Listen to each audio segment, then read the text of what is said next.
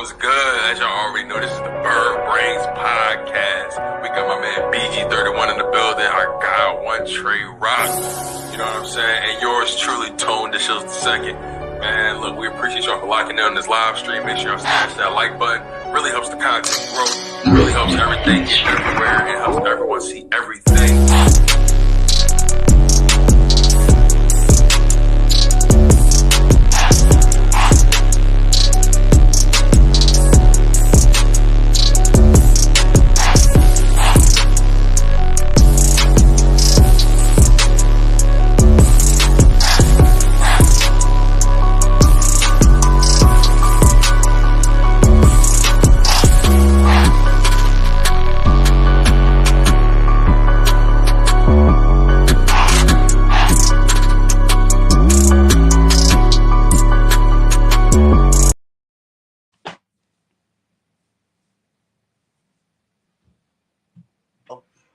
What is up? What is up? Welcome to another episode of the Bird Brain Podcast.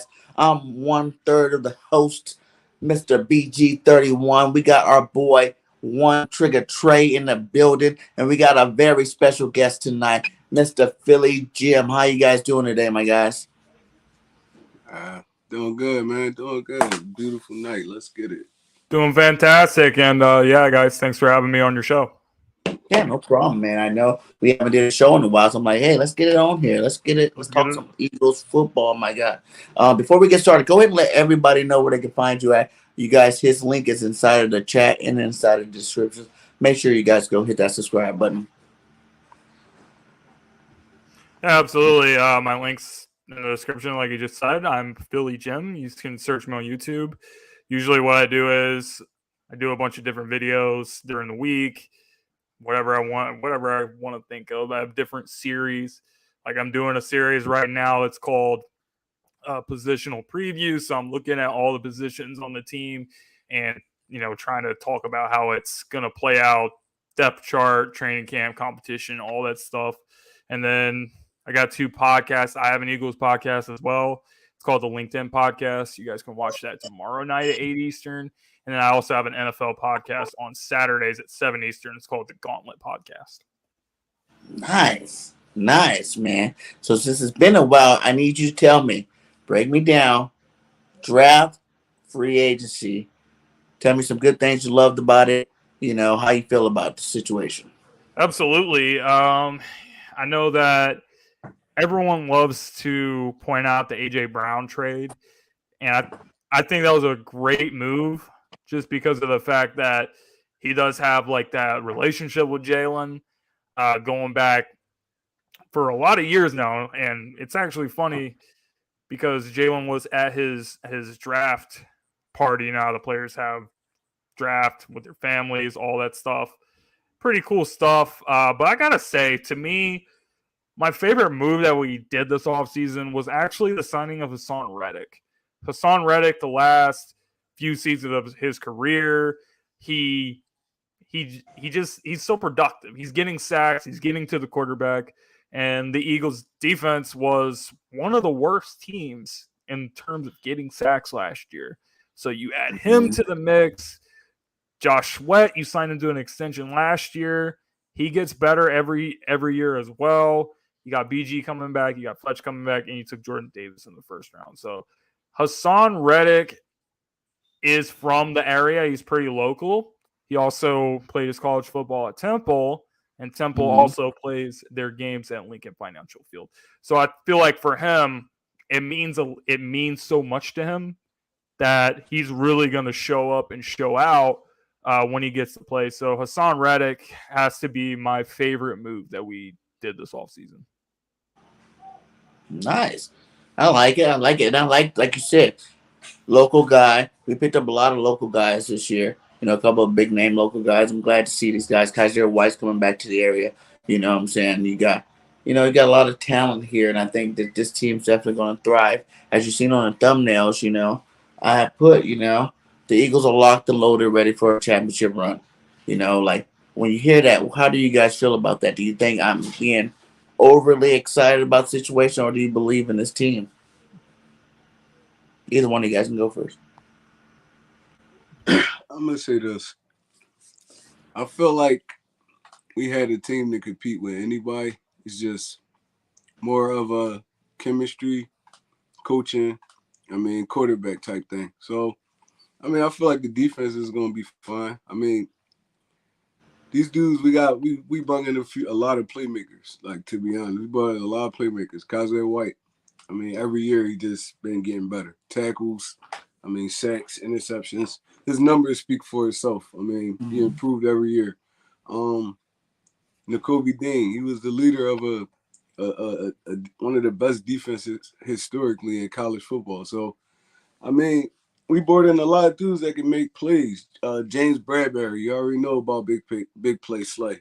Even Avonte Maddox out of the nickel. So, even going to go get the nickel from Washington, he was a pretty good playmaker last year too. So, yeah, so it's to me it's up to game with the defense. It's like we can't play that soft zone with the kind of pass rushers we got up front right now. We gotta attack. This gotta be an attacking defense. We got pass rushing linebackers. Actually got linebackers that can pass rush. So, this defense gotta be aggressive. It'll help our corners and safeties make plays. And when it comes to the offense, we got everything we need on offense. The only question mark is Jalen. If Jalen gonna come into this season, did he improve his accuracy, his throwing motion, his anticipation? I feel like he's working on it. He's trying to work on it, but let's see how it goes once the live bullets start flying. So, as far as the championship run, I can't really say that right now because it's so early, but I feel like we have the pieces to go on the championship run. Okay. Jim? I don't think this team is going to be there yet in terms of talking about going to the Super Bowl. However, I do think that they're going to have a very successful season. I think we are going to see some progression from Jalen Hurts, and I see this team as a division winner and a team that can advance into the playoffs. If you told me right now that, this team could reach the NFC Championship, I actually could see that happening if all things go well, because the team's defense is very, very good, and the running game is very, very good. We had the top running game last year, and you would think that will be probably top 5 in terms of rushing. And when you're in the playoffs, the two things that travels, throwing 500 yards and 6 touchdowns, unless you're Patrick Mahomes or somebody, or even Mahomes, he got neutralized against the Bengals. So you can't really always depend on those type of heroics. The two things that travel is great defense, keeping teams at a low scoring average, and then running the ball and, churning out yards and controlling the time of possession, keeping your Aaron Rodgers, your Tom Brady's, and all these elite quarterbacks off the field, having them on the sideline so they can't really do too much damage to you. Mm-hmm. Yeah, I agree. I do feel like this is the time. This is a team, kind of like, the 16-17. You've seen Carson, Dougie P, first year together. They won 9 games. I think, was it 9 that year? 9? They won 9-6. 7-9, I think. 7-9, yeah. They won 7 games, 7-9. But it was a building. You seen like the next year could be something if we add some more pieces. And I feel like we all made a list at the end of the season, and all those, positions that we had on that list got filled this offseason. So it's like, to not feel like we can win it all. I can't really give you more than 5 teams maybe that I feel like have legit better rosters. Like, it is a proven thing. Like, Jalen has to take the next step. These young guys have to, show that they developed and they play better this year. The rookies have to actually show up and show out. Like, those things have to happen. But I feel like the way this team is built right now, with all the hometown hero type stuff, going on, where they get to come back home, I feel like a lot of these players are going to be playing a lot better than we even expect them to play, just for those, little things, familiarity where you're at, being able to see family, friends come to your game. Having your mom be a huge Eagles fan and your number one draft pick, things like that. Nakobe Dean, getting drafted in the third round when everybody said he was a first round pick. Like those are huge Mm-hmm. things that can give huge momentum to players going into the system, just going into the season. And a lot of people are going to be overlooking those things. They'll be like, "Oh, what you talking about? He's just a third round linebacker." I feel like let's get to that part. How good do you think Nakobe Dean can be this year? Do you think this guy's going to be? Because I believe Nakobe Dean's going to be the next best Eagle linebacker we've ever had. Moving forward. Year in, year out. I think we needed this guy for a long time now. We were good with these outside linebackers that we always picked up, added to the team that might play some good football. But this is a true middle linebacker. Like this guy's going to be the field general of our defense for years to come. And I think, sky's the limit for the guy.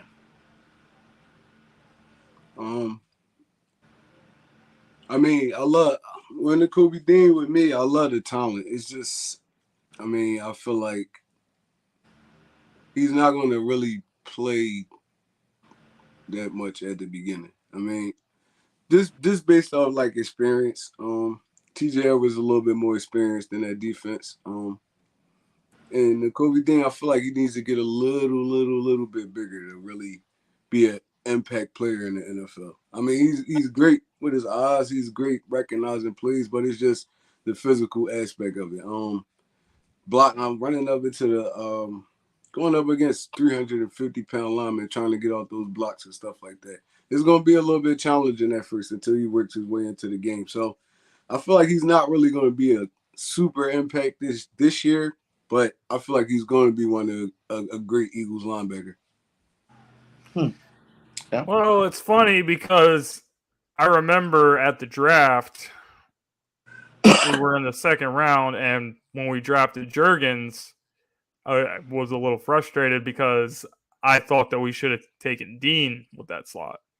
So when Dean was available and selected, I was shook. Like I couldn't believe that he had fallen to that point. But that's just one of the reasons this was a very, very good draft for us. So as far as Dean playing, I think he is going to play, and I think he is going to make an impact as a rookie. I hear what you're saying in terms of like his size and everything, but I also think that the linebacker position in the NFL has changed quite a bit from what it was back in the day. Because, you used to have like these super big guys. You used to have like Brian Urlacher, 6'3", 240, Ray Lewis, 250-pound guys running around and making all the plays. But a lot of these smaller linebackers have been able to have some success in the NFL. Even if you look in the 49ers, Fred Warner, he's only got 5 or so pounds on Nakobe Dean, and he seems to be managing pretty well. It just depends. I think everything is going to be matchups. In terms of starters, it's going to be a very good competition. It's going to be a very good competition because TJ Edwards was very good last year. You also had Kaiser White coming in that led the Chargers with tackles, and then you add Nakobe Dean to that mix. And it's going to be interesting to see how it plays out, but I feel like with Gannon, there's not going to be like a set, this linebacker is always like going to be on the field. Yeah. Nakobe Dean has, in terms of his speed, I think he's got most of the guys beat. So if you're going up against a super athletic quarterback, let's say they were playing Lamar Jackson, for example, you want a guy that can, run sideline to sideline and has that level of speed. So for Nakobe, I feel like it's going to, and the whole defense in general, it's going to just depend on, what the matchups are and what matchups they think that is going to work the best in their favor. Yeah, and I get what you guys are saying too, and I get what you're saying, Trey, about the smaller. But you forget those London Fletcher type linebackers. There's been a lot of good smaller linebackers as long as you have one key thing, and that's defensive line. We have a top 3 defensive line in the league, and those guys are no slouches, Jordan Davis is huge. That's what made him look good in college. We brought him with us. with him over here. You know what I'm saying? You got, Fletcher Cott's happy to play this year. You heard this little press conference. He go do what he can this year to teach Jordan Davis and make sure that he can, reach his full potential. Plus, he's no slouch himself, and he's a big man. You got Hargraves. You got Milton Williams. You got some really good defensive tackles that's going to keep Nakobe Dean clean. One thing that I think stood out with a lot of his highlights in college was the fact that before the play was even ran, he knew the play, before they were running it. And Yep. he'll be running the direction as soon as they say hike, instead of him even looking. He's already running full speed, towards where the ball is going. And I think that's something that, linebacker, a good linebacker when you see one, be able to really read and diagnose plays really fast, and seek and destroy his target. And I think we've seen a lot of that in Georgia. And I think that translates over to the NFL because our defense as a whole is just as good and it's way better actually than the Georgia defense that he played in last year. So I think I'm really high up on Nakobe Dean. I think he's going to be that field general that we need. And like you guys said, he don't have to do those extra things. He don't have to be like Parsons and be a pass rusher. You know why? Because we got a Hassan Reddick. You know what I'm saying? Reddick is our pass rushing linebacker. Kaiser White, one of the best coverage, linebackers out there too. So he don't have to really worry about being a guy that, you got to make sure you're locking up the best tight end, whatever. This guy, those extra You got things two that really good corners on the team as well. Yeah. You got two really good corners. You got nice safety. Your defensive line is great. So it's like you really don't have to do a lot of extra things that other linebackers might have to do to be considered good.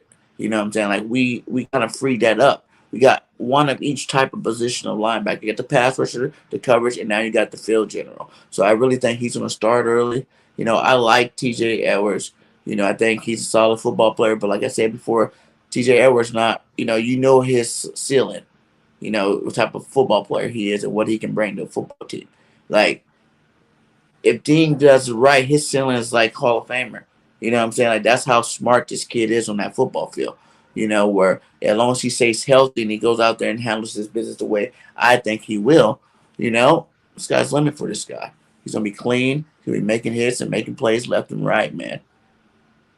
But Dean also was rated, I think he was rated like top 3 in linebacker pass rusher.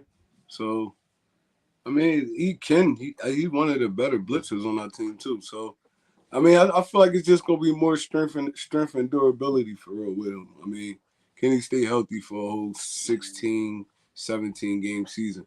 I mean, he is a smaller dude. I mean, he's a smaller dude, and the NFL pounding is a little bit different in college. So, I mean, we're just gonna have to watch for that. But he's definitely a playmaker. He's gonna be a playmaker on this team, and I'm happy that he's here. Right. Let's go with Jordan Davis. How big of a game changer Jordan Davis is gonna be? Yeah, you go, Jim. Oh, I think he's going to be a massive difference maker. Just if you look at last year, one of the struggles that the team has was being able to stop the run. So I think the two biggest things for this team, our run defense completely fell apart after Brandon Graham got hurt. So I think that we have to really understand how much value Brandon Graham also brings to the run game defense. But he's coming back, and Jordan Davis he was an elite run stopper. He's a freak athlete, and I mean this guy's enormous. This guy is like 6'4" and almost 400 pounds. So it's insane. I feel like having that kind of guy in the middle of your defense with Fletcher Cox, it's going to take pressure off of him. It'll take pressure off of Hargrave.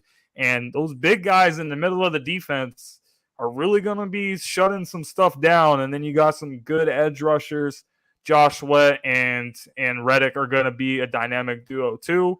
So, yeah, I really think that Jordan Davis being here is really going to help out the run defense go back to being that dominant run defense that we're used to seeing, because normally our MO is not allowing a bunch of teams to run for 100 yards. We had one of the longest streaks where holding teams under 100 yards. And last year, it was just brutal. It was like that was unacceptable. So I think that it's going to be a lot better because of Jordan Davis coming into the team. Are you saying that you think that he's just going to be? Do you think like that's the difference? Like no, I think he'll make a Like, do you He'll make think a he's going to difference as a have an pass rusher impact too. in the passing game with his speed? Do you think he's going to have an impact on the Yeah, pass absolutely. rush too as well? Absolutely, he will, because it's kind of like what everyone's talking about, the offense and the receivers, and how many guys can burn you. I think when you're looking in the defensive line, who do you want to get sacked by like the least? I guess there's a Facts. lot of guys that can get you. So if you're too focused on someone like Fletcher Cox, who's been seeing double teams in his career a lot. So if Mhm. you're seeing him, and then what are you going to do when there's like a big 300 400-pound guy coming towards you with some really, like, Josh Sweat has one of the most explosive first steps. It's like when the ball snapped, like he's already in the backfield. So there's a bunch of dudes on the defensive line that can burn you. And then if you have all these guys in your face at once, you're going to force a pass that you don't want to force. And Darius Slayer, James Bradbury is going to be looking to take it the other way. So I think this defense is very, very dangerous.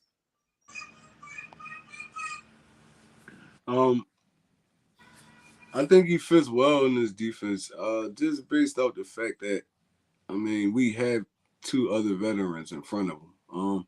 They can teach him the game. Conditioning, stuff like that, because that's going to be Jordan Davis' biggest problem in the NFL. You're going to have to keep taking this dude off the field. Even at Georgia, he really didn't play a lot of snaps there. Just based off how big and how massive he was. He burnt out a little bit too fast. So you need dudes like Jordan Davis for like fourth quarter, third quarter, clutch situations. He could get you that push up the middle. The only thing, like I said, my only concern with him is his stamina. How much you could use him in the game. And I'm really not a big fan of his pass rushing skills, because he can't bend. He don't bend. He just try to out muscle everybody. He's not going to win that way all the time in the NFL. Like I said, it's a plus that he got Fletcher Cox and Hargrave in front of him. They could teach him the game, little techniques and stuff like that. And I feel like his impact this year probably going to come a little bit later in the season. Once he really start learning the game, get his feet wet a little bit. Know how these veteran NFL linemen trying to block him, trying to attack him. I feel like he's gonna be great in his defense this year. Yeah, I think this guy is definitely the replacement for Fletch next year. I think the sky's the limit. He could go down as one of the greatest GTs ever. Just off of some, I know it's too early to put it on him saying he's going to do it, but I think these are his ceilings. You know what I'm saying? Because you don't see guys this big coming out. Like you say, he doesn't been on the ships, but like you don't really have to when you're that big as much as you people think you might need to. Because these NFL linemen are way smaller than you. And guess who who he gets to practice against every single day? Two monsters and Jordan Mailata and Landon Dixon. These guys are mammoth of man too. So you're practicing against that every single day. You learn, how to handle these professional. We have one of the best lines in the league. They say we do have the best line in the league. So when you're practicing against the best line in the league every single day, day in, day out, you have nothing better to do but to grow. Plus with a Fletcher Cox, Hargrave, even Milton Williams put in some work last year. Like you got some really talented players, BG on the end that you're playing with, and that's going to be teaching you, man. The sky's the limit. Your mom's a huge Eagles fan. This guy was championship game 360. He went to the combine, 345. So he already lost weight. And now he's even more slimmer, more in shape. He's telling you, like, they pay me to play football now. It's And he different ran from a me being a 4.7 college at the kid. combine. Yeah. It's different from being a college kid. Imagine 4'7" and you're 15, 20 pounds lighter. How much faster you think you? Now you're talking about 4'6", maybe even 4'5" if he's working out. You got professionals telling you exactly what you need to make your body do exactly what you want it to do. You know what I'm saying? Like he's looking slimmer. He's not eating that's crazy. Like you said, like it's a job now. It's a big difference from when you're doing it for fun and you're getting paid for it. Like I really feel like that he understands that because he talked about it, inside his press conference where it's like, I get paid to do this now. So now I am taking all necessary precautions every way possible. And I think the sky's the limit. You can't teach that side. You can't teach. Why do you think Calais Campbell been in the league for so long? He's a monster, regardless if he's playing at the top of his game or the bottom of his game. He's still a productive player. Either he's just going to be a run stopper, or you're going to have him in a year where he's better in shape. He's actually going to get you some sacks too, But at the end of the day, he's a giant, and they don't make very many of these type men. Plus the boy's what, 21, 22 years old, so he's still young. You can mold him into whatever you want him to be. So I'm really high on Jordan Davis. I think he's going to be great this year. Another fear I had with Jordan Davis is, and I've seen this like a lot, just a big guy just moving that fast, man. That's really like when the major injuries start coming. Like, you shouldn't be that big moving that fast, man. Like, that's where you start tearing stuff up. I mean, tearing them ligaments up, planting the wrong way. It's like, I mean, I pray for the best. I hope it doesn't happen. But I mean, that's a big dude running the 4.7, moving that fast off the line. Any little quick touch he could take, one of them things could pop. So I mean, that's another fear I got with him. But I mean, hopefully it doesn't happen. So we said some of this stuff too about Fletch when he came out. He was really fast for his size. He was a monster out there. And this guy's even bigger and faster and stronger than he is and younger. So Fletch didn't really get hurt too much, throughout his career. He wasn't like always injured or anything like that. He's relatively healthy for the most part. So, I always gotta look at the positive side of it. Like, I don't even worry about the injury side of it. Like, you plan for none of them to get hurt, even though some of them are definitely going to get hurt. We just hope it's not our main guys out there.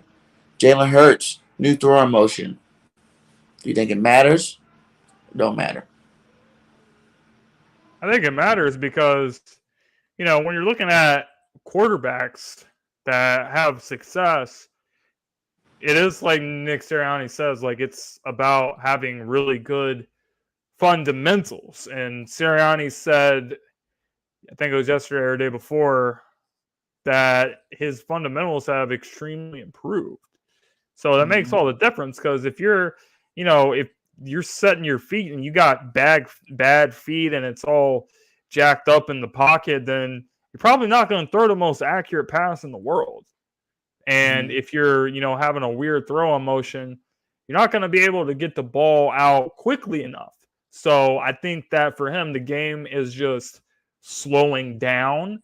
And I think that his performance against the Tampa Bay Buccaneers was the best thing to happen to him, because he is a type of player that I think needs to hear, the disrespect that he can't get it done. Like the guys on the sideline saying, "Oh, he can't read," and all this stuff.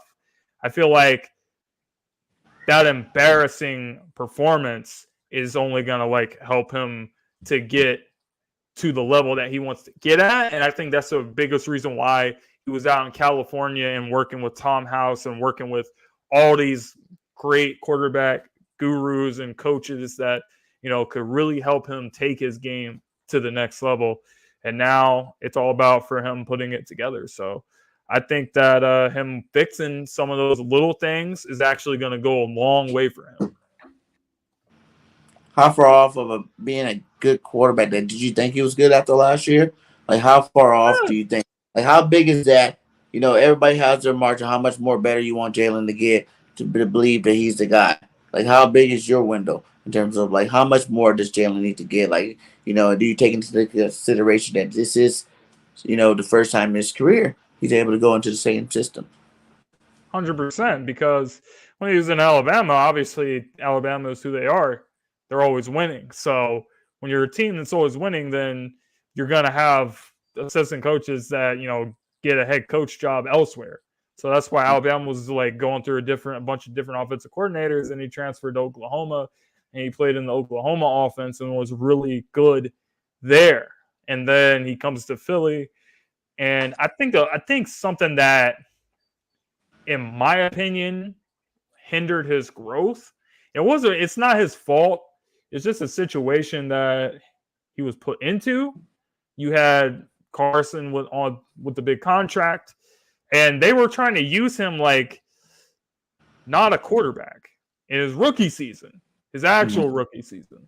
Yeah. So I feel like as badly as Carson was playing that season, regardless of how much money he was playing, I feel like Jalen should have got more playing time as the quarterback of the team a lot earlier than what he did at almost the end of the season. Because this past season was closer, I think, to a rookie season. You know, in terms of it's his team, he's the starting quarterback. You know, he's doing the plays, he's involved with all of that, and with the first team offense all week. So I feel like now everything is slowing down for him. So I think he is going to get a lot better as a passing quarterback, because that's what people say. They say that you can't get it done as a passer, and I think that he's going to prove that he can. And the work that he put in to fix the mechanical issues, I think is going to take him to the next level. And then, I mean, you got to look at how many weapons is on the team.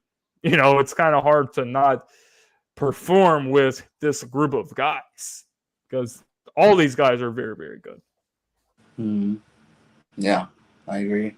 It's hard to name names like for all these guys. I mean, do you want to get cooked by Devontae, or do you want to get cooked by AJ or Dallas Goedert, or Quez Watkins is a former track star, so you get Bernie too. So if you're worried about that, then I really don't know how you can't succeed with all these players around you. Facts. So you're saying for sure you think he's going to take that next step? He's taking the next step. Okay. Absolutely. There's no doubt in my mind. One Trey. Yeah, for me, I don't really feel like his throwing motion was his problem. I mean, it's good to work on it, tighten it up. I mean, get it a little bit better. But really, Jalen Hurts' problem was he really didn't trust the offense too much. So he didn't trust throws. He didn't trust the blocking. It was just like he just reverted back to what he knew like too often. I mean, and that's run, get yards, slide. I mean, cut half of the field off. That really was Jalen Hurts' game after that one read wasn't there. So with me, it's just him. For me, it's just him trusting what he sees a little bit more. I mean, that's all you got to do for real, because there was a lot of times I see Jalen had throws, then he waited a little bit too long. That window closed up. It wasn't there no more. If he would have just let it rip, the throw would have been there. So it's just him trusting his arm, trusting what he see in front of his face a little bit more. I don't really think it was the throwing motion, but it's great that he's trying to clean that up. For him to take the next step, though, he's gonna have to learn how to abuse NFL cornerbacks, because it's like I felt like a lot of times last year he bailed those dudes out. I mean, because he didn't just throw the football. It's like, I mean, you have dudes, you have athletes on that field, Devontae Smith, Quez Watkins, that I feel like they can beat any one-on-one coverage. I mean, and if you see that, like even in that Tampa Bay game, Devontae Smith was open all game. It's like Jalen Hurts was seeing stuff that wasn't really there.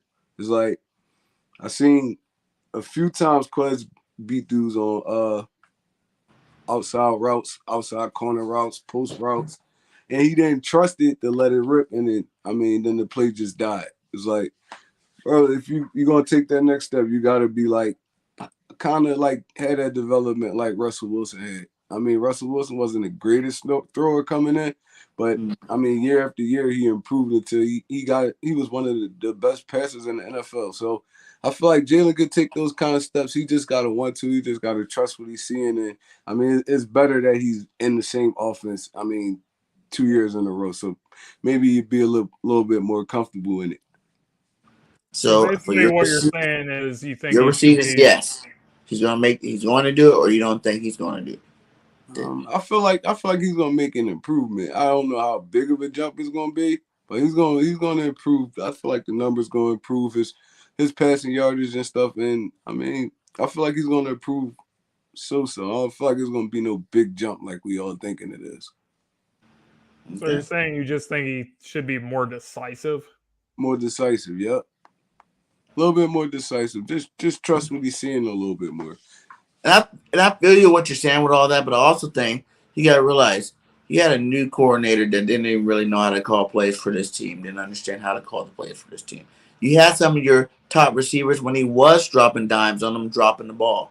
You know what I'm saying? Like, do you think that it was all, you in the beginning of the year, you had, what, two starting linemen go out early in the season, where you got to trust a backup, first year, second year player to come in and play, in the lights of a Pro Bowl when you knew you had a Pro Bowler there. Like Brandon Brooks was a Pro Bowler. You already knew you had a Pro Bowl right guard. He goes down. Now you're like throwing somebody in there that not playing at the same level as Brandon Brooks. Say Amala go out. You have another lineman not playing at the level. Even though they played at a good level, it's still not the level would have been played if you had your original starters.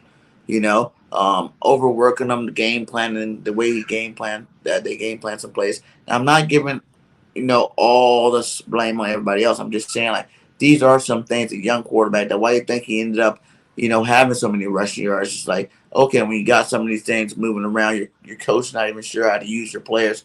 I know I can run the football. I'm gonna go make some plays that way. In terms of like and making the passing the ball, making the right reads or whatnot. And plus, he was a first year starter, like all first year starters. To be, like I keep telling people, to be sixth overall in production as a quarterback in your first year starting, that is amazing. And to me, there's been a lot worse first year starting quarterbacks out there. Carson didn't win as many games, you know, and everybody was really high on him. There's a lot of other quarterbacks that didn't win as many games. Peyton Manning had more interceptions. You know what I'm saying? Like, there's just things about the football. Like you said, Russ played and got better as the years go on. We can't put him on the situation. I feel like we shouldn't put him on a situation where we're comparing him to those guys now because it was just his first year starting. So let's see him develop like we really want him to do. But I will say Jalen will become a top 10 quarterback this year, and I guarantee he's probably going to be an MVP candidate. Yeah. I mean, all that can be a factor, though. I mean, a lot of moving pieces. I mean, sketchy play calling. All that can be a factor, but I mean, at the end of the day, we seen Jalen make a lot of mistakes too. So it's like, I mean, it's a mixture of all that. It was kind of everybody's fault. We can't just all put it on Jalen Hurts. I I agree like with that. that. He said, I think he still has Saban in his head. He doesn't want to make a mistake. That's a possibility, man. Hard coaching. Not even just Saban. His dad was a coach. So his dad's always in his head. You know what I'm saying? Like, he has a lot of people that probably, and he's probably even more in his own head than any of us can even imagine. I think that's why he plays everything so calm, cool, collected. Like, I don't want to hear from you. I'm already giving myself the shit about it. You know what I'm saying? I don't need to hear from nobody else. Trust me, I understand what I need to do. I'm going to go work on it. Like you said, he went out there this offseason, worked on the things that everybody thought he needed to work on. But I feel like Jalen Hurts, definitely, like we seen him make every throw. We seen him, go toe to toe with quarterbacks. You know what I'm saying? Regardless if the defense was trash or not, we went toe to toe with Patty Mahomes. He was going to shoot them out. The year before, he went toe to toe with, Kyler Murray in that Arizona game, putting up big numbers. You know what I'm saying? Like, he was going toe to toe with Brady for a little bit this last game before they kind of took over at the end of the game. So I feel like, yes, Eddie, he's a lot of drops too. Yeah. So I feel like, I feel like we kind of, maybe it's because he wasn't the first round pick or maybe because it wasn't the fan favorite pick to be our future quarterback that we're giving him a little bit of a harder time accepting him as being our future as opposed to, when we drafted Carson or even a lot of other quarterbacks we had, that we were cool with having and thought they were going to take us to the promised land. You know what it is though? Philadelphia is the kind of city that, I mean, your last impression is the most important one. So yeah, everybody's seen that Tampa Bay game and it really left a sour taste in their mouth. So I mean, we all seen them struggle. We play horrible. So I mean, like I'm willing to give Jalen all the chances in the world. I want this dude to succeed in Philly, but like I said, that's the only reason that Philadelphia even talk about this dude bad right now because of the last game he played. So he gonna have to redeem himself. He gonna have to come out here and ball this season. Yeah.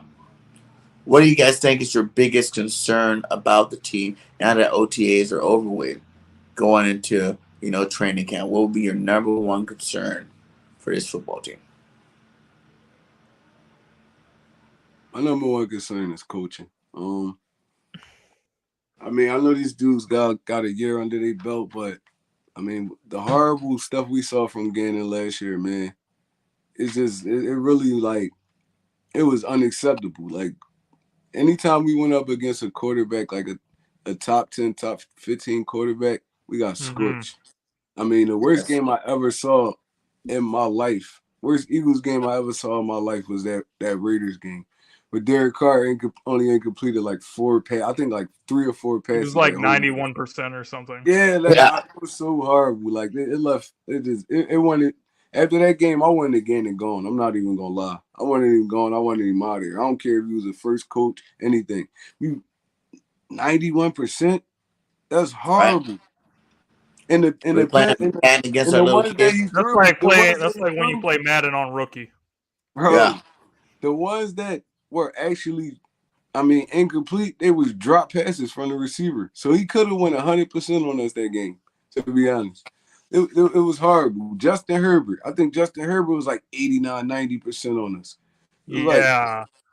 And that game was so frustrating because it was a good performance by Hurts in the offense. We just literally lost that game because we could not get their offense off the field to save our lives. Yeah, that was horrible, bro. That's one of my biggest question marks on this team right now. How will Gannon deploy this defense? Because we got all the dogs to be a top 5, top 3 defense, to be honest. And if we not in that vicinity, like we not even touching the top 10 of it, then Gannon definitely. Oh, there's no excuse. There's no excuse. He's not the guy for this job. So that's my biggest concern right now with the Philadelphia Eagles. I agree with that. I think that everything that you're saying is right as far as with Gannon.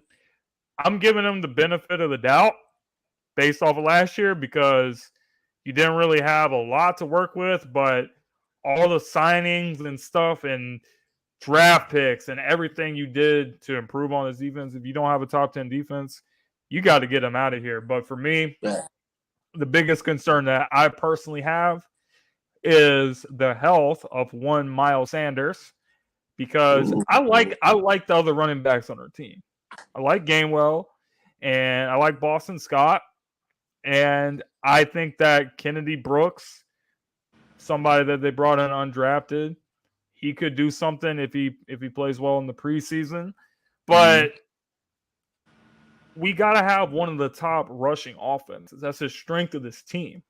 We did bring A.J. Brown, so I think we're going to make more big plays in the pass game. But make no mistake, we're still one of the greatest rushing teams. We were looking for our identity. We didn't have it in the early season, and then we found it. And we said, this is who we are. We run the ball down everyone's throats. So Miles Sanders gets hurt. I don't know what to say anymore because every year he's hurt. Every year he's not playing as well as he did the year before, especially receiving wise. If you've seen him his rookie year, he had 500 receiving yards. He was very good receiving. And then after, he had a bunch of drops and he can't catch the ball and he has fumbling issues as well. So Miles Sanders in a contract year has to stay healthy and he has to perform at a very, very high level. Otherwise, I think the Eagles should consider trading for a running back at some point in the season before the trade deadline, because we got to have that great production from him. We don't want Hurts like running as much as he did last year. We want to be able to utilize the great receivers that we have and everything. So Miles Sanders, I think, is one of the most important players for our offense to be really successful. And I'm very concerned based off the history of him not being able to stay healthy. I like that, man. I like that. People aren't talking enough about that. It is, and I feel like Miles is in that prove-it year. You know, his contract's coming up. You know, whether he balls out or not, you know, his future with the Eagles is up in the air right now, right? Even if he has a good season, you know, now you got to worry about paying him the money, you know, now that he's had this great season. But I don't really look too far past that. I think Miles Sanders is going to be good. I'm going to have to go with Nick Sirianni, you know, and like you said before, like we are a running football team. and there's nothing wrong with that. You can run first to open up the pass. There's nothing wrong. Actually, that's the way football was made up. You run to set up the pass. You don't pass to set up the pass. We're So not going to be a winning team with throwing the ball 45, 50 times. That's yeah. not who we are. And if you look at all the elite quarterbacks, when you go out, Brady didn't do that. You didn't see Brady throw that many bombs last year. You know what I'm saying? Down the field, a lot of his stuff, 10 to 12 yard, 7 to 12 yard pass routes that he lets his receivers do his thing. But everybody's like, oh, Brady's so great. But when Hurts does, it's like, oh, he can't throw it deep. You can't move the goalpost there. It's like some of the best quarterbacks out there, they don't really throw these 40-yard bombs every game, all game long. That's just not realistic. That's not what, good football is. Just controlling the clock, running the rock. I think we definitely got a lot of good running backs back there that can definitely do it. I wouldn't mind us picking up a guy like Hunt. If we can get a trade out of the Browns to get a guy like Hunt, bring him to the team. Maybe another one of these bigger bats to add to the mix. But like you said, the rookie Brooks, he could actually fill in there pretty well. He played in Oklahoma, and he kind of looked like, when I was watching his highlight, kind of looked like Miles Sanders out there. They're both 26. The way he ran, he was like a slower version of Miles Sanders, I feel like. Because he's slower because he's actually bigger. But I really do worry. Break tackles. Yeah, and he can break tackles. I do worry a lot about Nick having AJ now, and Steichen. I guess Steichen having AJ now. And they try to play like they did the beginning of the year last year. They try to run him back. Okay, now Jalen has a year under his belt. We got a better receiver. Our weapons are more developed. So let's go ahead and go back, try to be that Eagles team. You know what I'm saying? Where we're throwing the ball 40 times a game. I worry about that a lot.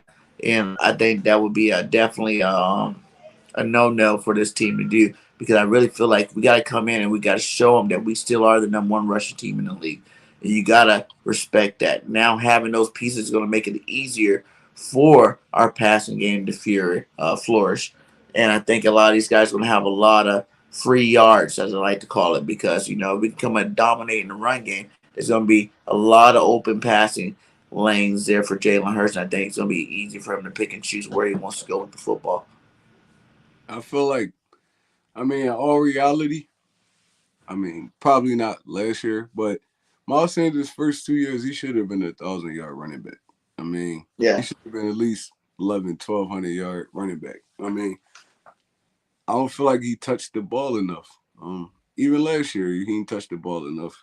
So, if we actually start feeding this dude, who knows, what kind of year he could have. Giving him about 10 to 15 touches a game, Miles Sanders really is a dynamic back. He could really break it from anywhere on the field. So, I don't know, me personally, even if it was Doug Peterson, Nick Sirianni, I would be itching to get the ball in this dude's hands. I don't know what was going on at the beginning of the season last year. I don't know what that problem is with Miles Sanders, but in a Sean Payton defense and a 49ers, offense and the 49ers offense, Miles Sanders would be a 1,500-yard type back.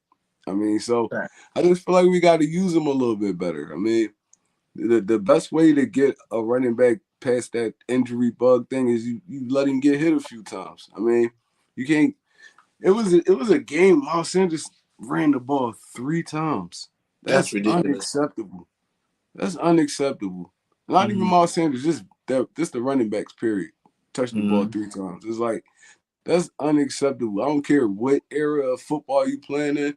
If you not running the football, defense is just going to sit back and play coverage on you, or they just going to bring heat on you all day. It's like, you got to start making these defensive coordinators guess, like, stay up a little bit. The offense got to be a little bit more unpredictable.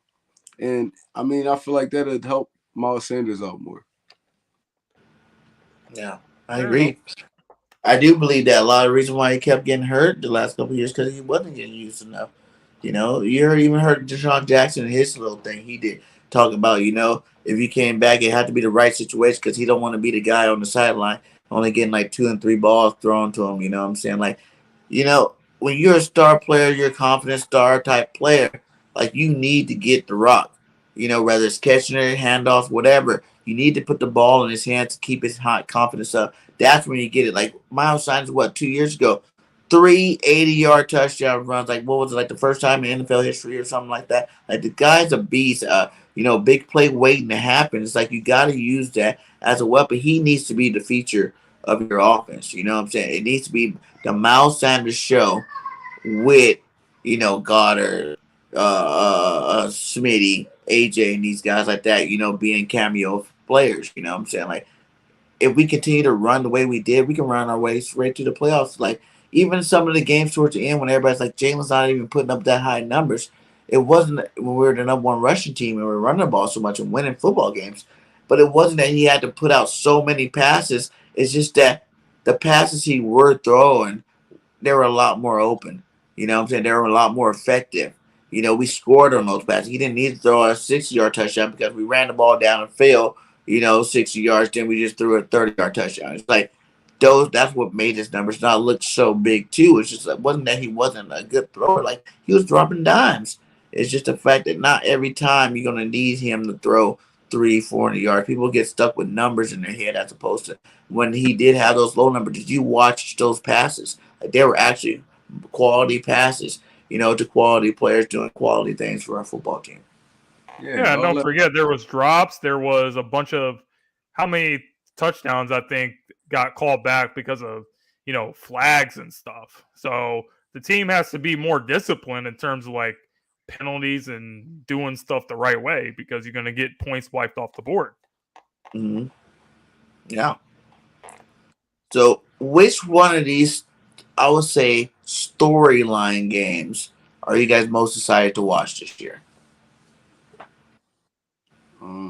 Storyline games. Because like AJ Brown, Tennessee. You got us going against the Jaguars, Dougie P.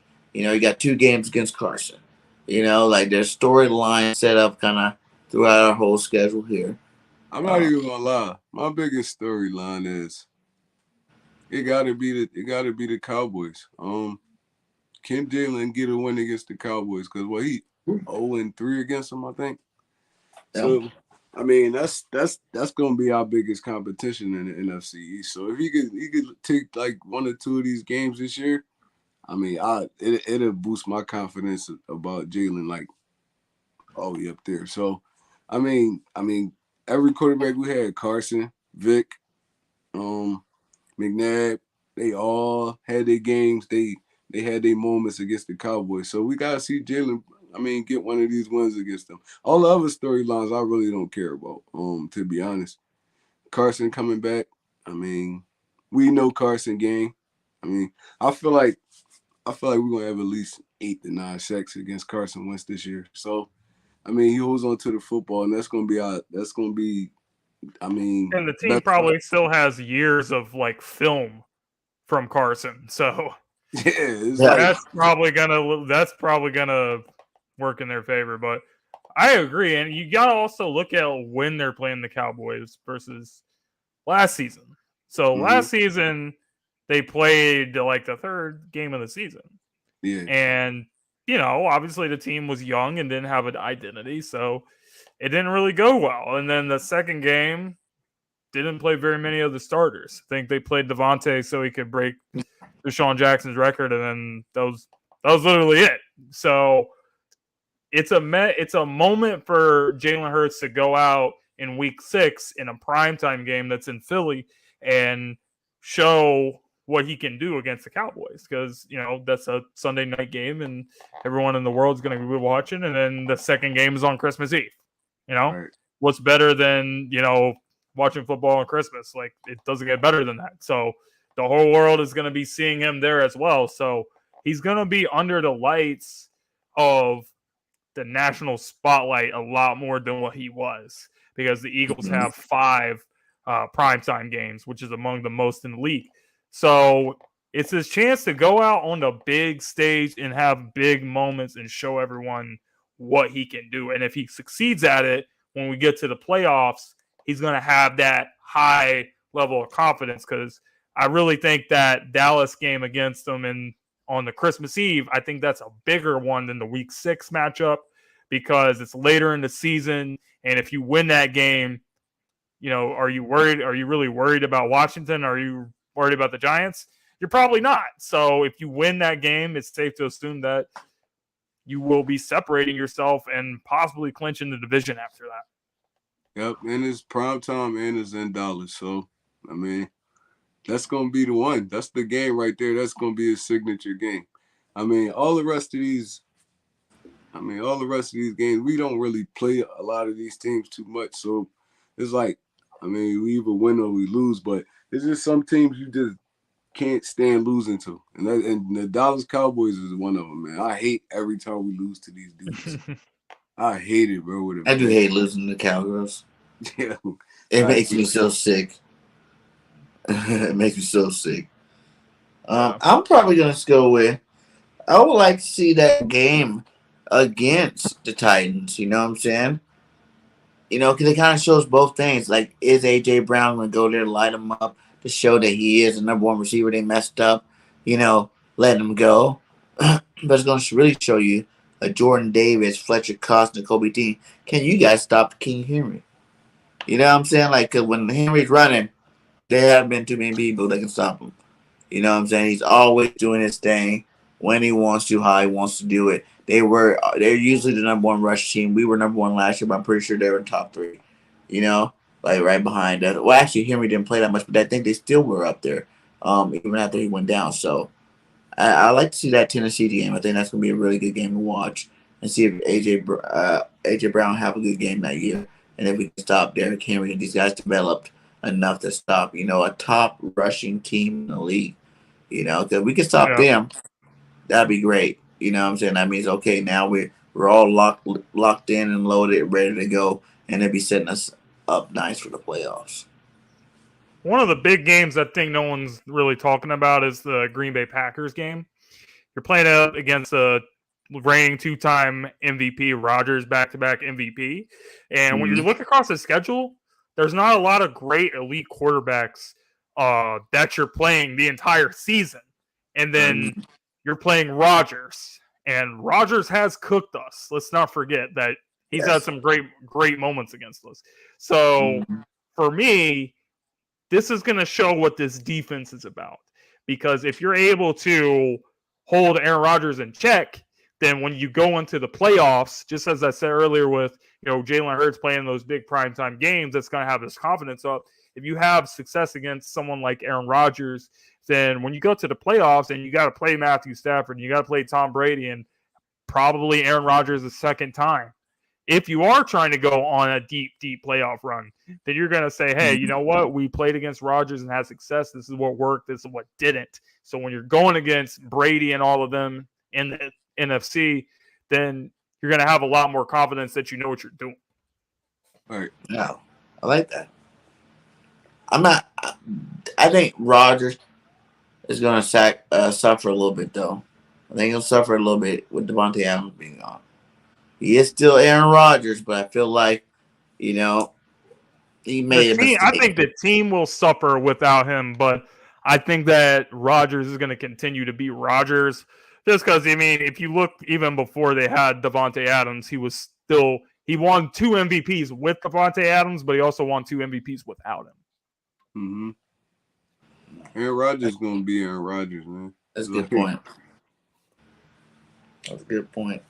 He said, where were we? Let's see. We played, where's the Titans almost the end of the season. Or, no, week 12, actually. I read that wrong. 12. Green Bay. No, we played week 13. And what?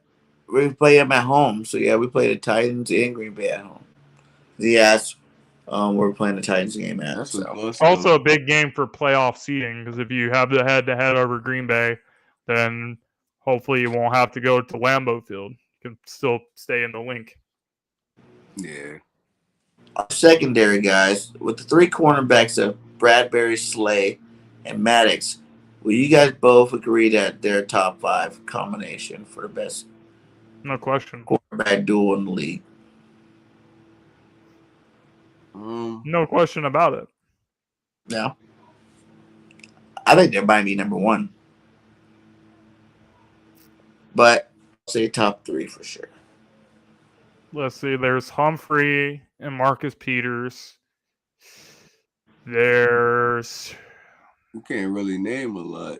Jari Alexander and Eric Stokes. I don't know. Like, I'll take Slay and Bradbury and Maddox. I think Maddox kind of puts it over the top because Maddox balls out as he cannot play. He's obviously too short to play outside corner. So that's why you bring in James Bradbury. That's why you have Slay. With those two dudes on the outside and Maddox covering the slot receiver, I just think it's shut down. I think Maddox is one of the most underappreciated players because when we're talking about the secondary, we're mainly just talking about Slay and Bradbury. But Maddox, he's packing that thing too. So yeah, I love the trio of those three. I think it's the best that we've had in a long time. Yeah, since at least the Lido Shepard days. Lido and Sheldon. Yeah. Sheldon. Yep. Harris. We had Harris too for a little bit. I'm not even gonna lie. We got to see how Bradbury actually play this year, because, I mean, he did get cooked last season. Yeah, he was getting roasted a little bit last season. The year prior though, he was rated, I think, top 5 in the NFL. But it might help if he no longer has to cover the best wide receiver on the team. Because we all know Slay is going to be doing that. Yep. That's true too. Yeah, it's wait and see right now, because on paper we could say, top, but we got to actually see how these dudes gel together, play together. Well, those guys, what Maddox and Slay do, and then we have Steven Nelson, who had a decent year last year. They say Bradbury since 2000, he's the number one in terms of like interception ratio or something like that. I think I was looking on Twitter. They're saying like he's the best ball hawking cornerback in the league since 2020. It's like that's pretty good. Slay had a great year picking the ball off last year. He was getting cooked last year a little bit though. I'm not even gonna lie. He was getting cooked last year, but maybe it was just the Giants' defense fell off. Because the year prior they actually had like a top 10 defense. So, maybe it was just that fall off. But it's wait and see. I just want to see. I gotta see it on the field first before I can say that. Linebacker core, top 5 in the league. If you're counting Dean, Reddick, and Kaiser White. I don't know about top 5. Yeah. I don't know about top 5. A little too early. Maybe top 10, but there's a lot of great linebackers in the league right now. Singular linebacker, but 3? I think this is going to be the best linebackers that we've had in I don't know how many years. In years. So I think it's going to be because that's the biggest weakness that's been on our defense. Our linebackers are slow. Remember we had, Nathan Gary that's starting games.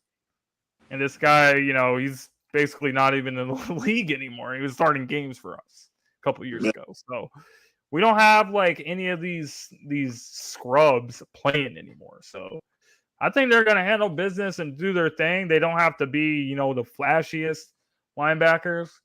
Just make the tackles and do what you're supposed to do, handle business, and everything else will work out for itself. I agree. Okay. And I would say probably not top 5, but we definitely like in the 5 to 10 range. I do see with those young guys. This is way early, but I think they could creep into the top 5 if they play the way that if Gannon can get these guys in the right position and play at a high level. So I definitely think they're in between 5 and 10. What about the receiving core? Devontae, we're gonna say our receivers, and we're gonna add Goddard. So you're gonna add your tight end and your receivers. So Goddard, AJ, Smitty, and Quez. Is that the best 4 receiving targets for an offense in the league? Top 5. The league right now. I had to go. Shit. Number 1, is a lot to ask for. Yeah. Not number one, Top just top five? five. Top five? Top five. Absolutely. Absolutely, no question. Top five. You mean all like as a whole? As a whole, tight end- those tight four versus any other four, like best three receivers and tight end in the league. I'll say, that's hard, man. There's a lot of good receiving cores. I'll say top 10. I ain't gonna put them top 5 right now. I'll say top 10. Top 10? Mm-hmm. Yeah, Goddard's definitely a top 5 tight end, I think. Playing full time, he could definitely be a top 5. AJ Brown's, a young superstar. Smitty's going to definitely have more yards than last year, be a better player than last year. And Quest the same too. So I feel like with the youth, the speed, and the capability of big plays, that this definitely could be a top 5 receiving core. For sure. I'll say I wouldn't put them. The only teams I can really think of right now that you really can't throw them in front of maybe is the Bengals. Because those guys are young too, but they looked really good last year. Chase is a beast. Boyd's a beast. Higgins, great young receiver. The Rams, maybe the Rams and maybe Tampa Bay. Other than that, I don't really see anybody else after those. You can even put. You got Miami, Tyreek Hill, Jalen Miami. Waddle. That's all I was about to say. You can even put Miami. So Tyreek Hill, who they have? Yeah, Tyreek Hill, Hill, Waddle, Grecky, or what his name? Gesicki. Gesicki. And then who's their third receiver? Cedric Oh, Wilson. they got the dude from the Cowboys, remember? Cedric Wilson. Cedric Wilson? Yeah. Ooh. That's pretty good. A lot of Cowboy fans were mad when they lost him. It's a lot. You could go. The Raiders. Waller. They got Waller. Yeah, they're loaded. They got Renfro. Renfro. Yeah. They got Zay Jones. Zay Jones. They loaded over there, man. That's a good one too. I like that one. Cleveland. Who they got? They got Murray Cooper. They got People Jones over there. They got People got to improve it. What's the tight end? What's the tight end name? Njoku. He lost his job a couple of times, so I don't really think. I think we can. They just paid him a big extension. Paid him probably more than they should have. Yeah, I feel that way too with Njoku. Even though he's a good talent, I feel like we got those guys. I would say we have it over those guys. And you still got to respect Tampa Bay. They got a good receiving core too. Yeah. They say who they still got? They got even if Gronk doesn't come back, who's their tight end? OJ Howard. Oh, he's gone. Howard. And then they got Evans. They got Evans. They got Godwin coming back. Is he coming back? They picked up another receiver too. I forget what his name is. In the draft. They've been talking about him a lot. Yeah, so it's a lot of good receiving cores out here, man. It's got Buffalo. Buffalo got a good receiving core. I do like Buffalo receiving core. I do like that one for sure too. We're gonna be in the top 10 though. Yeah, we're gonna be in the top 10. Overall team, NFL. What are you looking at us? I think we're a top 10 team. Top 10, yeah. I can't say 5. There's too many good teams out here. That's definitely the best team in the division. Do you think we can sweep the division this year, like Dallas did last year? The only way we can't sweep this division is if we beat ourselves. Like, you can't even sit here and tell me that any of these teams are better than us. I can't see it. Yeah, I definitely can't. I think our biggest comp gonna be, really, I think our biggest comp, if they all come back healthy, I think it's gonna be Washington. Because they got a nasty front, man. They front forwards, like they all first rounders. Yeah, but they ain't really done nothing in 2 years. Remember, They 2 years ago, already, they that last already. game that we gave them, that game, Jalen scored 2 touchdowns at the end of the half before they took him out for the rest of the game because they didn't want us to win that You game. just gotta look at it like this But we though. had backup linemen handling those guys. And even last year, we swept those guys. Like, I know some of them were hurt or whatnot, but still, That's what I was I about to feel like say. When the last time they all really played together? they Like should be in more everything. proven mode than anything. They got to prove it now. It's been 2 years. You got to prove that you're the best, like, D line in the league, and you guys are all bona fide studs because you're first round pick. I feel like that's how I feel about their defensive line. People have talked about them for 3 years now, and they haven't put up no numbers to show that they're like a top 5 defensive line in the NFL. So, But they really haven't all played together since the year they made it to the playoffs. So it's like, I mean, they could get all 4 of them dudes up there healthy. I mean, they might have a squad. Who knows? I feel you on that, but just generally speaking, I don't care like whose defensive line it is. mm-hmm. I really ain't worried about anyone's defensive line because we got some guys on this O line that's crazy. Like Malata's crazy, Dickerson, Kelsey, Lane Johnson still doing it. These guys can handle any great defensive line. Even if you look in history Mm-hmm. against even Aaron Donald, like there's plays that Kelsey has had where he's pushing Aaron Donald around. Like I really ain't tripping about anybody's D line if I'm being real. Yeah, I like that. You guys can say right now how many Pro Bowlers do we have next year? Just off. Just throw a number out there. 6. 6 total. Mm-hmm.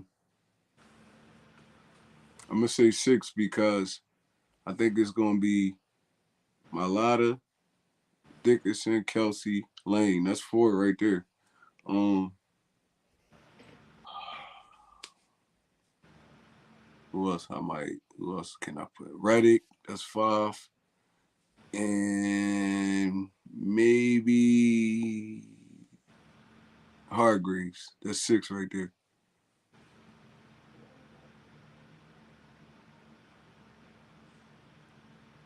Damn, I got 11.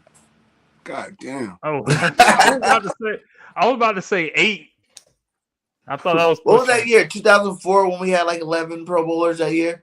Where it's like basically our whole offense and defense went to the Pro Bowl. It was the year we went to the I think we got. Did we Those year go we to the went to the Super Super Bowl that Bowl. year? I think it was that year. 2004? The year we went to the Super Bowl. The year we had T.O. Yeah, I just remember we had a lot of Pro Bowlers that year, and I feel like this is gonna be one of Defense those was years. great. Yeah. So on defense, like you said, I think Riddick gets to go. I think Slade and Bradbury might go because if they're gonna work because they're complementing each other. And they're gonna be shut down cornerbacks. So if they do that, I feel like both of them can go. You know, I say one of our defensive linemen, if not 2 of them, gonna have to go too. I think Hargrave might make his way back to the Pro Bowl, and let's just say a guy like Sweat going back to back Pro Bowls. Sweat went last year. And then you got offensively, like you said, I think Kelsey's going to play his mind out this year because it's his last year playing. Lane Johnson's going to ball out. Mylar's going to finally make a Pro Bowl too. Or did he go too as alternate? Did he go? He didn't go. Mylar? I don't He think didn't? so. No. Well, Mylar's going to definitely get his first Pro Bowl. I think Landon Dickerson definitely getting his first Pro Bowl too. I think Hurts going to the Pro Bowl this year. One of the 2 receivers, I'm not sure which one, either AJ I or think Devon. both of them will. Both of them go. I think both See? of them go. There you go. And I think Miles Sanders proves everybody wrong. He goes to the Pro Bowl. So that's about 11. That's about 11 receivers, right? I mean, 11 players right there.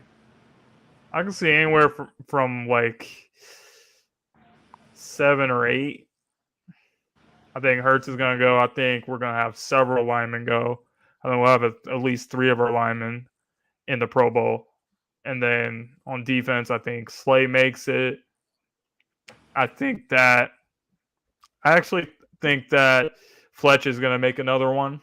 I think he's going to bounce back because he has a lot more help, and he's going to just go do his thing. So I think we're looking at like 7, 8 guys in the Pro Bowl.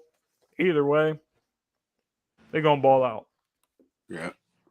Who's the sleeper everybody's sleeping on right now? To make the Pro Bowl? No, just to be or on the team? On our team in general. Who do you think is like the guy that none of us is talking about right now, that we haven't probably even talked about him all show long, that probably can show up and show out next year, and we'd be like, "Whoa, where did that come from?" I'm gonna give y'all a sleeper, and y'all probably won't. Y'all probably gonna be a little bit surprised. And it's a dude. He bounced around a little bit in the league. I mean, never really got settled. But I'm gonna say if he can make the team, I'm gonna say Deion Kane. Deion Kane. I mean, he played for Clemson. I think he played 4 years for Clemson. He's 6'3", 2 something, but he could go up and get the rock. He could win those 1-on-1s in the red zone and stuff like that. So if this dude can make the team, he'd really be a detriment to this team because we don't have too many big wide receivers. We definitely need a dude out here we could put out there. I mean, throw him jump balls. He'll go up and get it. And he's an underrated deep threat. I mean, I watched him every year he played in Clemson. And I don't understand why this dude didn't make an impact in the league yet. I think it was more of injury type thing.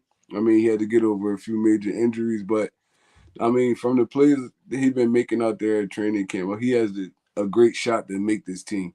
And I what feel year like, is he in the league? Huh? How many years have he been in the league? Is he a rookie? 4th year, I think. His first 2 years, I think he was injured. He just keeps getting cut. Yeah, he had tore his ACL one time, and one time he had another major injury. But dude, he a baller though. He a baller. He reminds me of. I feel you. He reminds me of T. Higgins from the Cincinnati. Another Clemson wide receiver. Yeah, same body type and everything. Clemson be putting out good wide receivers, man. Yeah. All over the You got league. Hopkins, you got Renfro, you got Mike Williams, you got Higgins. You got a lot of good Clemson receivers in the league. But I feel you on that. I think the receiver position after like the third receiver, because I think we know Devontae and AJ and Quez is going to be the top 3 guys. But after that, it's like, I don't know, man. Like, is it going to be Rager? Really, like the 4th receiver? I feel like they might keep him on the team, not because they think he's good, but because like how he's just like, oh nah, I used the 1st round pick about him, so I ain't about to like get rid of that dude. So I feel like he's gonna be back, but like between Hightower, Greg Ward, and Deion Kane, that's gonna be one of the most interesting battles that we see when it comes to training camp, because you can keep probably going to keep 5, maybe 6 receivers on the team, and who's going to make it and who's not going to make it. That's going to be one of the most interesting storylines, I think. After Quez and Devontae and AJ, who's going to be the rest of the receivers on the team? So Deion Kane definitely has a chance. Yeah. That's nice. Who's your player? Jim? Oh, my player? I would have to say, I think that Kenneth Gainwell is going to be big time. He was big time for us last year. Limited snaps, of course, but he had 544 yards from scrimmage. He's a really dangerous player out of the backfield as a receiver. In terms of the running backs on the team, no one can come close to him in terms of receiving. I'm just talking about just as a receiver out of the backfield. He just makes it happen. And where the NFL is going, you're seeing a lot more running backs catching the ball a lot out of the backfield. And we were talking about Shane Steichen's offensive scheme. He came from the Chargers. Who did he have with the Chargers? Austin Eckler. And I think Kenny can be the Eagles' version of Austin Eckler if he's used the right way. I like it. That's true. I always look at him as being more of a Brian Westbrook. I'm not Brian Westbrook. Darren Sproles. That's why I feel like Gainwell's kind of like our Darren Sproles of the team. We can go back to those days where we had the three-headed monsters: Westbrook, Deuce Staley, and Corey Buckhalter. I feel like we can get something like that going this year with him, Boston Scott, and Miles Sanders going this year. Because they all deserve to get some touches for sure. They all deserve to, put their stamp on this offense. So, if I had to think with guy, I even like Huntley too.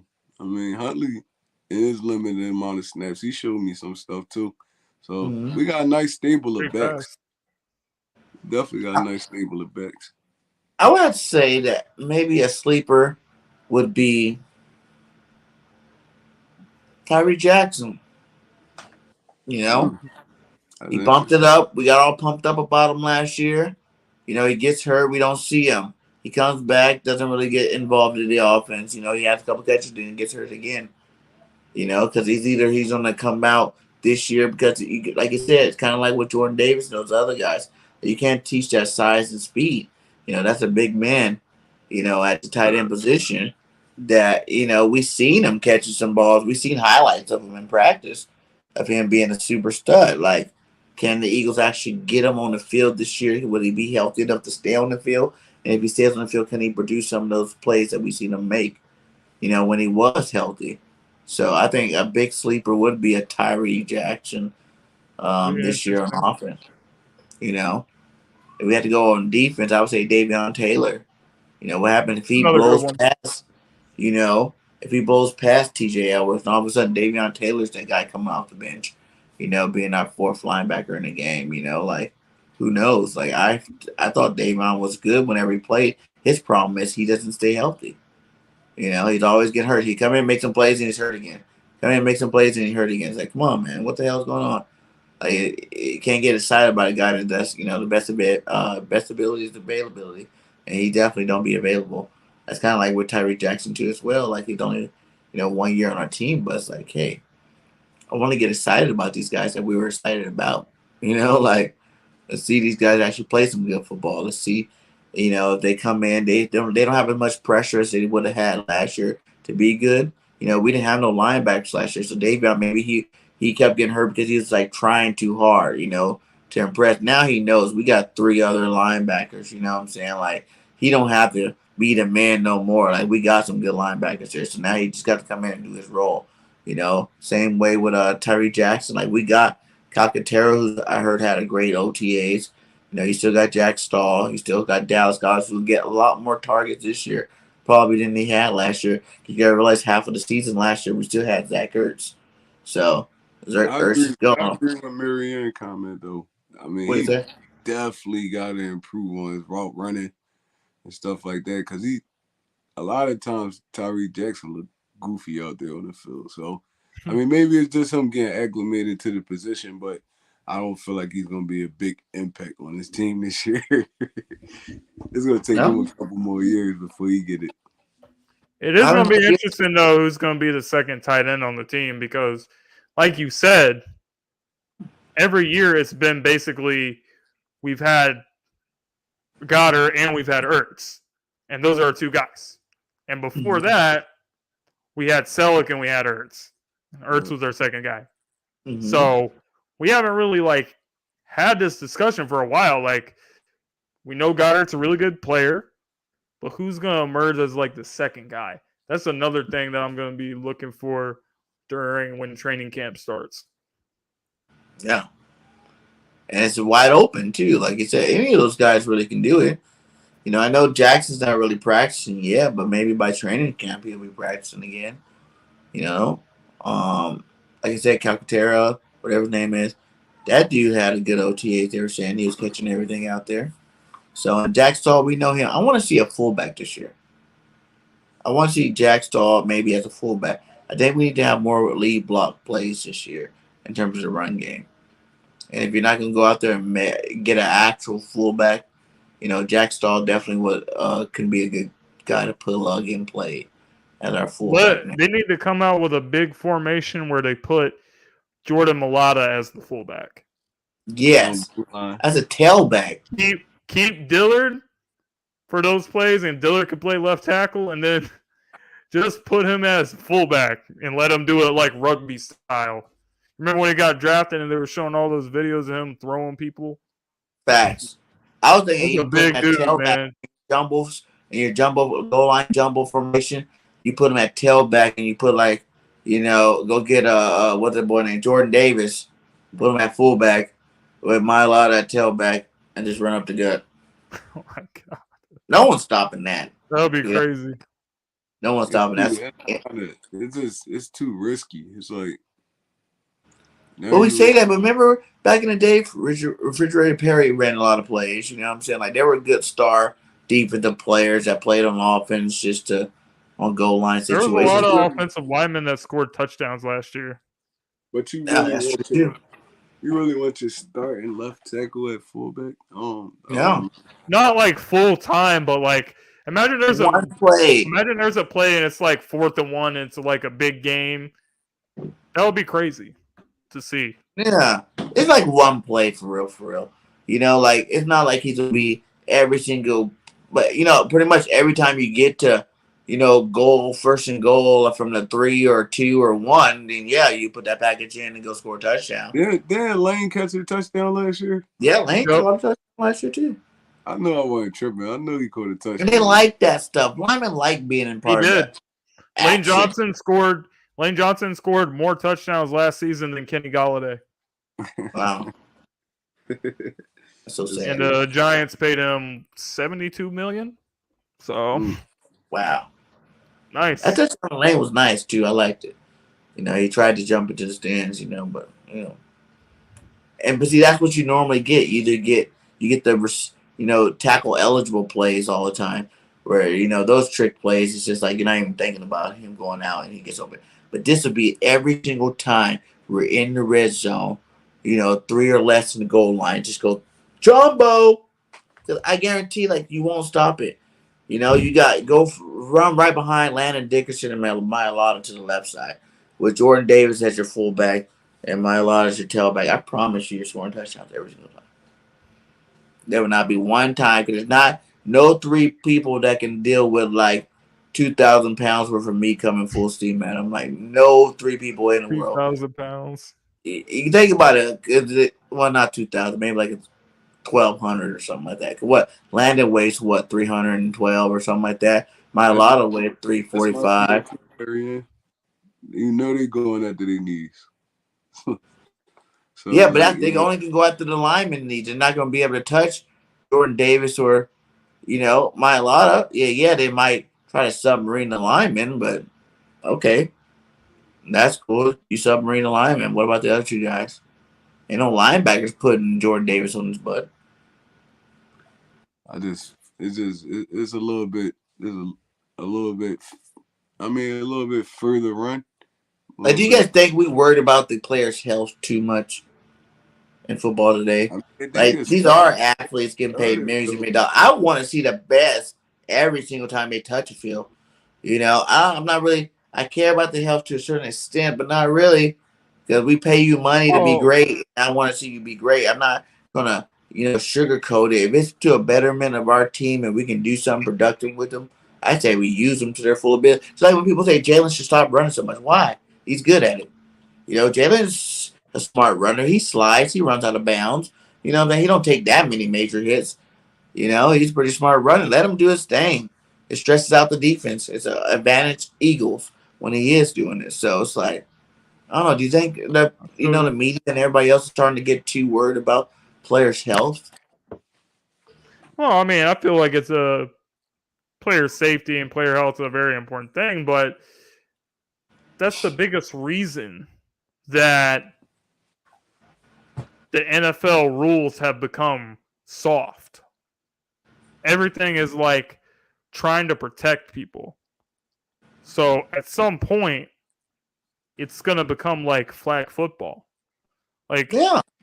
Put Brian Dawkins, for example.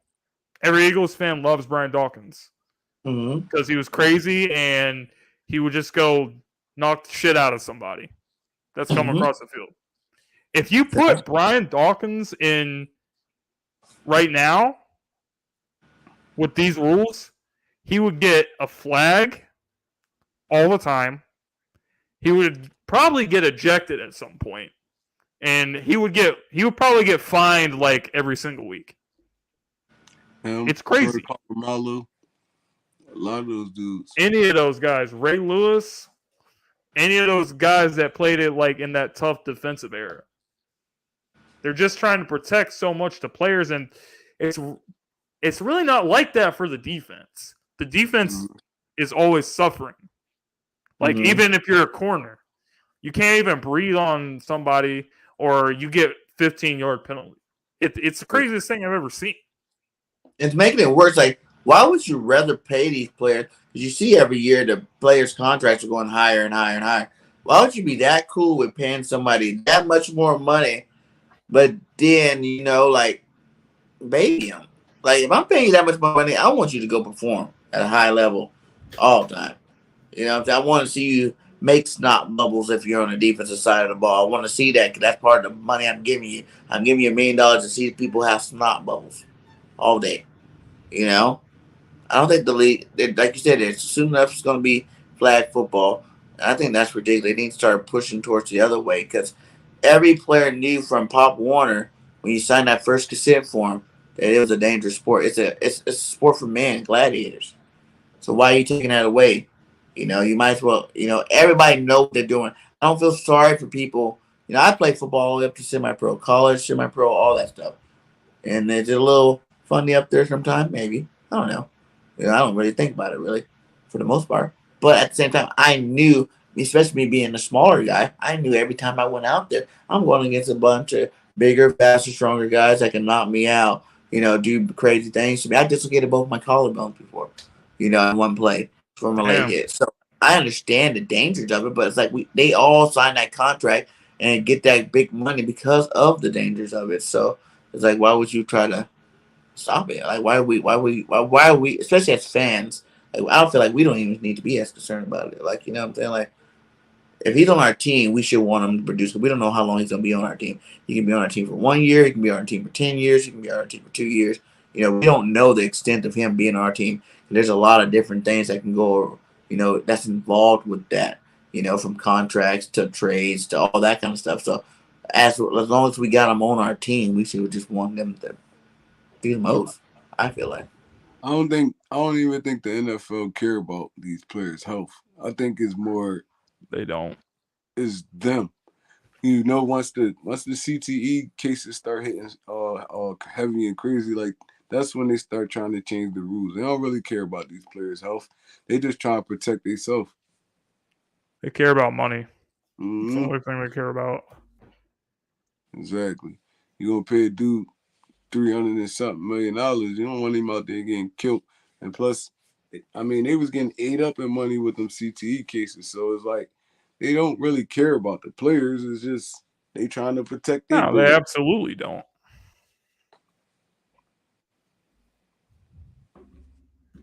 BG go. I think it's kind of like I was talking about this on my show about the Dan Snyder situation. Like Roger Goodell and people in the NFL has been covering up what these guys doing. They're covering it up, right? Because if they don't, then Dan Snyder has a bunch of dirt on everyone, and money talks. So they're looking out for owners that are doing this trash ass stuff, and they don't care because the players, they're gonna do their thing and make money for the league. So it's just one of those things, man. The NFL really only cares about themselves. Only thing billionaires care about is you affecting their money. When the owners found out Dan Snyder was dipping into their bread, that's when they really wanted to speak up. All the other stuff they ain't really care about. It's like, all that matters to billionaires is money. Yeah. And that's pretty much all even the stars too. Like you start seeing the stars when they start making these fat contracts, they don't want to play as hard no more. Oh, I'm an asset. I'm a commodity. I can't get hit no more. You play football, you should be expected to get hit, offense or defense, quarterback or no quarterback. You know what I'm saying? Like you should be expecting to get hit. You can't be sitting there playing games. Like you see some of these guys, they drag on injuries a lot longer than what they really should be. They should be out a week or two, but now they off for like 4 or 5 weeks. You know what I'm saying? Like that's not legit just because you consider yourself a star player. People are paying you top dollar to see you play every single week, so you should be dying. It should take. That's why you like some of these dogs that are out there that see them play through injuries because they did it back in the day. Like Rice and these guys, remember, or even Ronnie Lott. Remember, he broke his finger or something like that. He snapped that thing back on and went back in the game. Like people do crazy stuff back in the day to make sure that they're out there playing football at a high level, and they weren't even getting paid as much.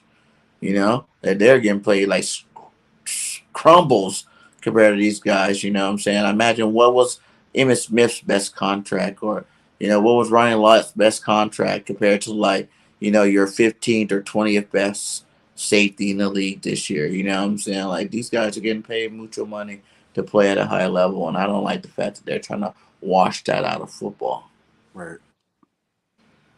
But yeah, guys, we talked about everything. It's about an hour 40. Shout out to the 30 still up in here. Make sure you hit that like and subscribe to all of these guys. One Trey Rock, Philly Jim, BG31, BGN Sports Media. All links are inside there. We're all growing. We're all bringing you fire content. So make sure you guys support us and help us out. Any final words, guys? Anything y'all want to throw out there that we missed? Nah, man, I feel like we covered it all. Man, I'm just ready for training camp to start, ready for the season to start, man. It's coming. Let's answer Jay this before we get out of here too. What's more excited to see? What are you more excited about, the offense or defense this year? Me, I want to see the defense. I feel like the offense gonna be the offense. I mean, like I said, it was a lot of times I was disgusted with Jonathan Gannon last year. I just want to see if he's gonna improve this year. That's all. I'm excited for both, but I gotta go. If you had to tell me to choose, I would have to go with the offense, just because of all the weapons that the team has. Last year, I think as much as people was pointing out, Jalen Hurts being a part of the reason why the offense did not succeed as much as they should have. I think that another Jalen on the team was a bigger reason why the offense could not do what they needed to do. And I think y'all know the Jalen that I'm referring to. But Yeah. when you go from having Rager to having AJ Brown, it's a big difference because Devontae was already doing his thing. He was already doing his thing, playing good pretty much every week. But he didn't have like another player that was, not even cooking, just doing the basic stuff. And Rager was weak. He was getting thrown on the ground by anytime we face a big corner, he could not even get past the line of scrimmage. That's how bad it was. So I think these two dudes together is just going to be everything that we need to take the offense to the next level, which is why I'm so excited to see it. Yeah, I'm excited for the offense too. If I had to pick one, I feel like those defense guys, they're gonna do their thing. We've always kind of had a really good defense, minus a couple of years here and there. Our defense always do handle business. You know what I'm saying? I think with the players we added to this defense, they can go back to business as usual. But this offense, all this question, I'm just so ready to shut the haters up. I'm just so ready for everybody to see Jalen Hurts is the top 10 quarterback. I'm ready to show the world what kind of offense we have. I think our offense, sky's the limit for these guys. They can be trash or they can be the greatest offense ever to play football. Speaking of the people that's talking trash, I don't care what platforms that you're on, but if you're going to talk shit, do not do it on Twitter. Because I promise you, I've been bookmarking all the tweets, and when it comes to the season, I'm gonna be bringing them back up. I'm gonna just Yes, leave it right there. I'm gonna just leave it right there. Yes, I do sir. like it, man. Receipts are out. You know, that's what I love about doing this. Everything I say, I don't even care because I back it up 1,000%. Jalen Hurts gonna be MVP candidate. Eagles will win 13-4 this year or better, and we're going to the bowl, baby. So, Well, give them one last time. Go ahead and give them one last breakdown where they can find you at on all your social media platforms. We can get out of here, guys. y'all come check me out, man. Check me out on YouTube. Just go on and search Philly Jim. I do a lot of videos on the Eagles. I have a podcast as well. It airs on Fridays at 8 p.m. talking about the Eagles. So it's called the LinkedIn Podcast, link with a C.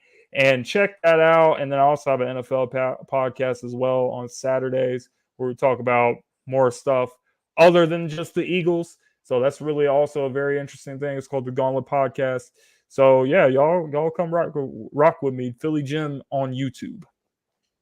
Yes, sir. Hey, thanks again for stopping by, my guy. Thanks for having me. Keep grinding, keep doing your thing over there. And hey, shout out to Tone the Shields. We did our show without he had some things going on tonight, but he will be back with us next week as we rock another episode of the Bird Brain Podcast. Yes, sir. One Trey. Yeah, you already know it's your boy, One Trey Rock. I mean, 1/2 for Birds Online, 1/4 for Birds of Broad Street, and I do my own thing, man. Just come check me out. Take him out in the cave. Yeah, I said, fly from the cave, let's get it. Fly, Eagles, fly. We out. Peace.